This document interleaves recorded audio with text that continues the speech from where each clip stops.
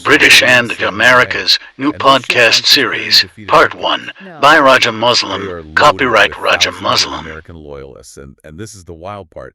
Thousands of liberated former slaves who had aided the British, all fleeing the very country that just declared itself the land of the free.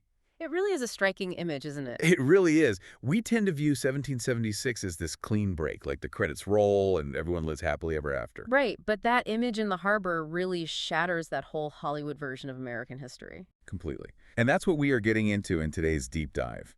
We're looking at the messy, complicated realities of how the United States was formed and then how it fractured. Because nation building is, it's never a single clean event where a group of men in wigs just sign a piece of paper and suddenly a unified republic emerges. Yeah, that's definitely not how it works. So for you listening today, we are pulling from some incredible sources.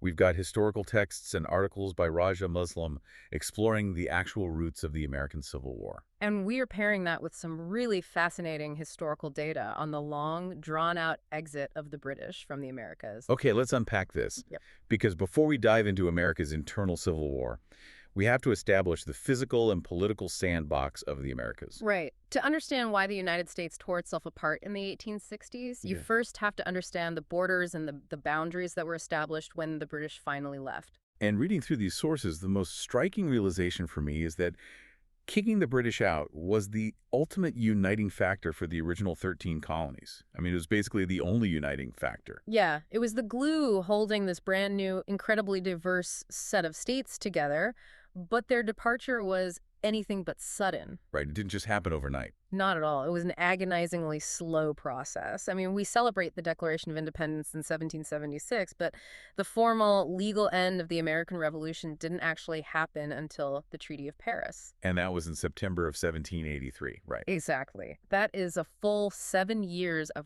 grinding warfare and negotiation before Britain officially recognized American independence on paper. 7 years is a long time to be in limbo. It is. And even then, signing a treaty over in Europe doesn't magically teleport tens of thousands of occupying troops and administration officials across the Atlantic Ocean. Right, the logistics alone are staggering. The logistical reality of physically dismantling an empire's footprint takes months, and sometimes years. Which brings us back to that incredible scene in New York Harbor that we started with.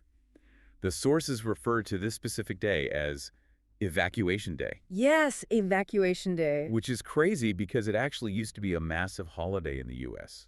Like November 25, 1783.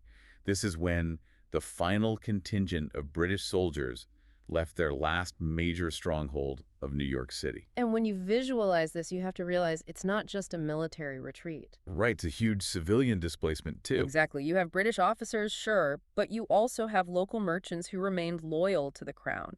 They are leaving their homes behind forever. And as we mentioned earlier, you have formerly enslaved people who were promised freedom by the British in exchange for their service. Boarding these ships and heading to places like Nova Scotia or the Caribbean, it's a profound moment of fracture. There's actually a fantastic video overview provided in our sources on this exact event. Here's a great resource for you listening if you want to really visualize the sheer scale of Evacuation Day on the docks. Yeah, highly recommend checking that out.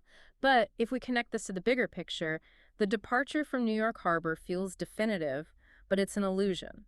Wait, what do you mean an illusion? Well, the British didn't leave the continent at all. Oh, right. They merely vacated that specific, newly formed jurisdiction of the 13 colonies. They basically just moved their operations north, consolidating their hold on the territories that would eventually become Canada. I was actually wondering about that while looking at the timeline, because if they just moved up north, when did Canada actually stop being a British possession? It definitely wasn't in the 1700s. Oh, not even close. Canada didn't gain its initial self-governance until 1867. Wow. And full legal independence. That didn't happen until the Statute of Westminster in 1931. 1931. That is, I mean, that's right before World War II. Exactly. The British stayed in the immediate neighborhood for over a century and a half.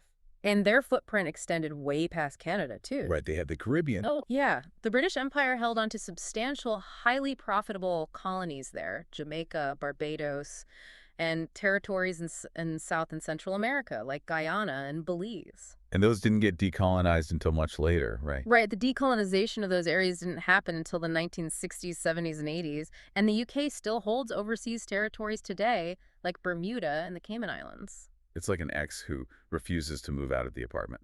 And when they finally do, years later, they just move into the guest house in the backyard and keep the vacation homes down the street. That is a perfect analogy. They're still right there, watching everything you do. And that lingering presence had a profound psychological and political effect on the newly formed United States. Because they didn't have that common enemy anymore. Exactly.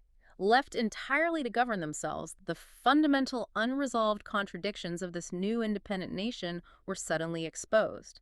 And those contradictions were massive.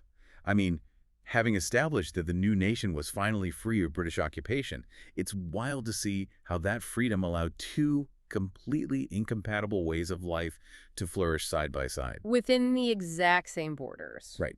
So by the mid-19th century, the United States was basically split into two distinct economic engines. Let's look at the North first. Well, the northern states were modernizing rapidly. They were going through this massive industrial boom. Factories, railroads, all of that. Exactly. Expanding textile factories, ironworks, and commerce.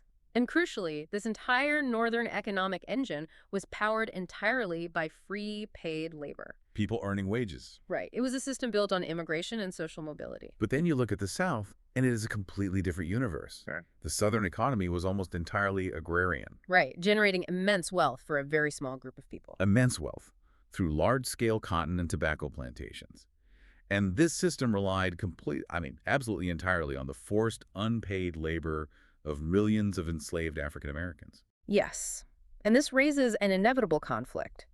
In the North, you start seeing the rise of a passionate abolitionist movement. Which was a moral critique of slavery. Exactly. But Southern leaders didn't just view this abolitionist rhetoric as a moral disagreement. They viewed it as a direct threat to their financial survival and their entire social order.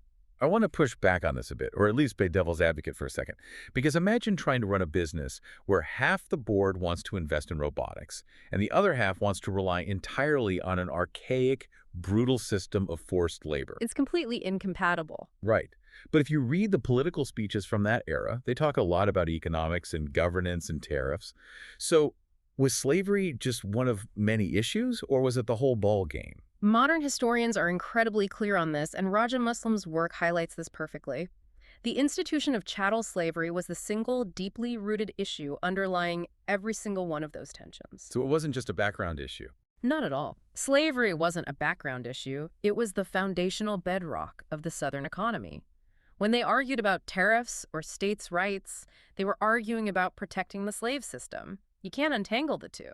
Here's where it gets really interesting, because this tension couldn't just be contained to the original 13 borders. No, it couldn't. As the United States expanded into all this new territory out west, this conflict over the two economies became a vicious battle for political supremacy. Westward expansion basically turned Washington into a fierce political chess match. Because of how the government is set up, right? Every new territory applying for statehood forced the ultimate question. Yes. Will this be a free state or a slave state? And it all came down to the Senate math. Exactly. Whichever faction held, the majority of states controlled the U.S. Senate, and therefore, they controlled the legal future of the entire country. Why was expansion the ultimate deal breaker, though? I mean, couldn't they just agree to disagree and keep the status quo? Like, you have your states, we have ours? What's fascinating here is the psychological and political reality of it. The South knew the population in the North was booming because of immigration and industrialization. So they were losing the House of Representatives. Right. So the Senate was their only firewall. They knew that if free states eventually outnumbered slave states in the Senate, slavery would eventually be legislated out of existence by the federal government. Oh, wow. So every single new state was an existential crisis. Exactly. And this led to